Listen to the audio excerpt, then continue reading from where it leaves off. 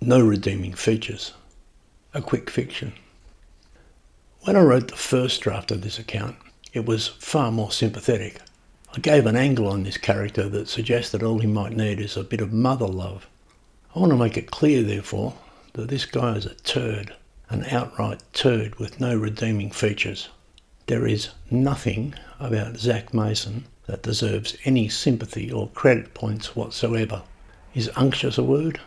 I think it means greasy. Zach Mason is unctuous. I have nothing good to say about the little greaseball. I am not going to mention in particular how he saved my friend's dog Rusty from certain death. If he did that, it was only for his own self-mongering motives. I know it looked like he risked his life for the animal. I think the dog would have made it back to the riverbank of its own accord. And he pitched in blankets, woolly ones, after the flood and arrived at the mop-up in his gumboots. The levee broke, cars floated down Main Street, the rain made mugs of weathermen. And once he donated his collection of vinyl records to the Salvation Army, and he went out for several years with Brian Taylor's sister Leanne, who still says he's a smoothie. He's also good with graphic software. Anything to do with graphic software, he's your man. But none of that is relevant. Rusty is a strong dog with tidy instincts. He only jumped into the river because the flood was making rude noises at him.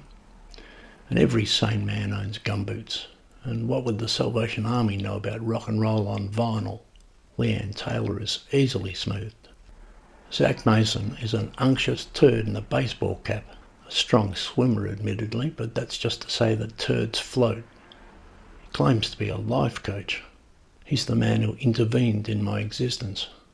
He came up to me one day while I was biting someone's head off, and he says to me, unctuously, he says, "Hey, go easy." Then he pulled a big thorn from my foot that he said had been making me angry and purple-faced and unsmilingly disagreeable and a nuisance to my fellow man, hot-headed and downright borderline all my life. It was about an inch long, embedded in my flesh. Now look at me, well-adjusted and cheerful. I hate the guy.